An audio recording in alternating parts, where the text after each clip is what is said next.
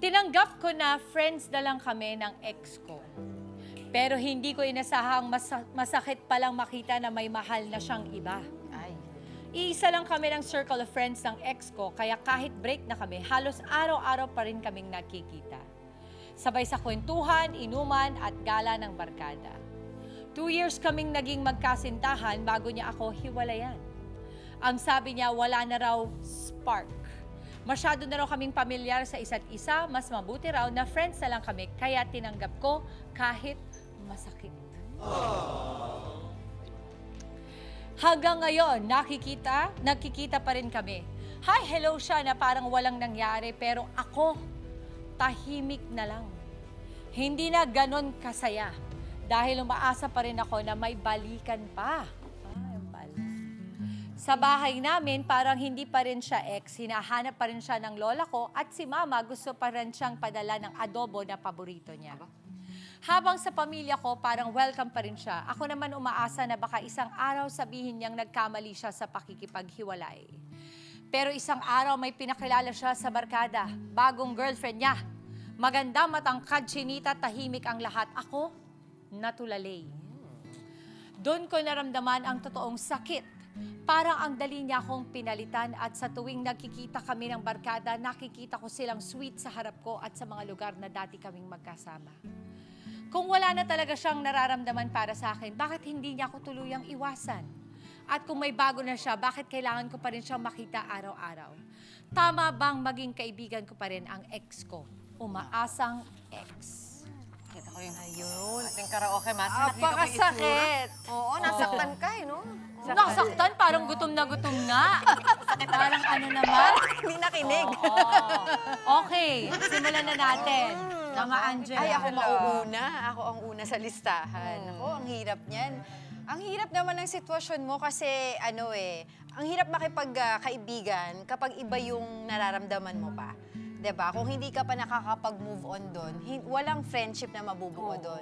Kasi kung gusto mo maging friends, dapat clear yung boundaries ninyo, 'di ba? At tas lalo pa 'yan, nakapag-move on na siya, meron na siyang ibang girlfriend. Kasi 'di ba, ang hirap talaga pagka ganun. Kasi meron naman akong mga kakilala na may friends pa rin naman sila with their ex kasi tanggap na nila yung sitwasyon nila. Pero dito kay umaasang ex, parang Umaasa pa nakikita kasi ko siya. kasi hindi pa niya tanggap yung sitwasyon. So for you, I don't think it's a good idea na maging friends ka pa with your ex kasi masasaktan ka lang.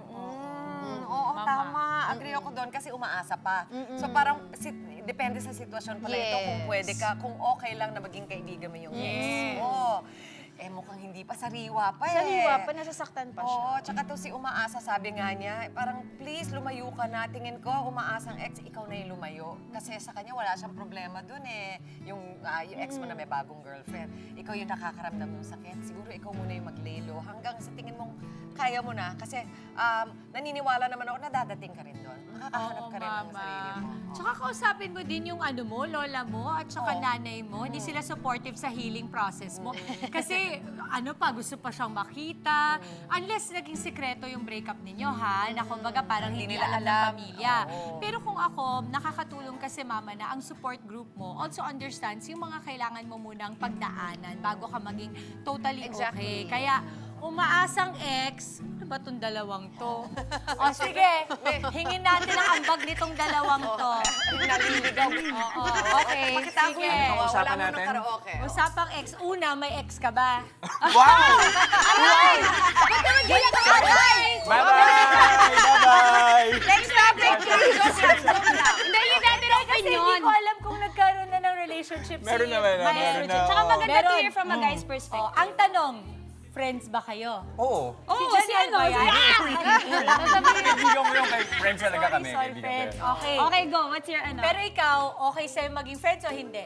Okay lang. I think there are conditions. Bakit May ang haba ng parameters oo mo? dapat. Okay lang. Hindi ka sure, okay lang. Okay. Hindi, kailangan mo muna siguraduhin sa sarili mo na parehas na kayo Wala ka ng nakapag-move feeling. on. Exactly. Wala na kayong hinahabol. Totoo Tapos, yan. I agree. kailangan din, wala ka ng ibang intensyon o motibo. Okay. Ay, ikaw. Sabi mo kanina. Sinabi ko na to. Dito na kayo, pasok na kayo sa Ito karaoke na, bar. papasok Kayo, na dito kami. kayo, dito Siguro kayo. para sa akin, for Karaoke, me, bakit Ang ka nandito? unang tanong, okay. Okay ba kayong maging friends kayo ng ex mo kung ang ex mo ay ito? Hindi nga, tinatanong ko nga eh. Kasi gusto ko Kumakain lang malaman. yung tao eh. Oo. Sagot! Sagot! May problema ba kay Kuya Kaldag? Wala! Oh, Ikaw ba, magiging okay ka maging friends kayo kung ang ex mo ganito? Pwede. para napilitan ka pa, kuya. Nakakahiya naman. Ikaw? Para sa akin, for me kasi, pag ex na, syempre may pinagsamahan kayo, lalo na kung may mga bago na kayong partners, it's best to just be civil na lang. Para sa akin, kasi ayoko rin naman sa current partner ko, maging friend pa niya, good friend niya, yung ex niya. I wouldn't be comfortable with that. So, for me, civil is okay. Pero hindi na Okay. parang maging super friends pa. Pero ang tanong, ikaw, kung may ex ka, kung may ex ka, bakit? Hindi, sorry. Kuya Nikki, Kuya Nikki, ikaw, may ex ka na ba? Wala po. Mayroon ka ngayon? Wala rin. Wala din. Kuya Yun pala, pala eh. yun pala. Mukhang marami nag-aabang. Oh, news flash, available. Available! Sabihin sa market yan! Oo. Ibasa sa ibang episode naman. Oy, pero sayang, alam mo yung sa akin, sayang kasi pwede pa rin kayo, kasi kilalang kilala nyo yung isa't isa eh, di ba? So kung healthy naman ang relationship, pwede naman sana, pero tingin ko nga, read the room, kumbaga read the signs. At saka depende rin sa bagong jowa, I think. Yun, Depende. yun ang tanong eh. Kasi out of respect also. Minsan kasi sa ibang kultura, mama, pag hindi kayo Pilipino, parang okay lang ito.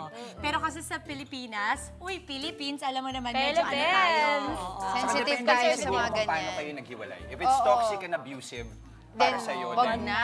wag na. Talaga. Okay. Ang kawawa dito yung circle of friends. Kasi pare-pareha Oo, sila torn eh, na. di ba? So kumbaga kung mag-asawa, yung anak yung nalilito dun sa kanila eh. Pero alam mo, I'll tell you, okay, sa mga ex ng friends ko, I've remained friends with them.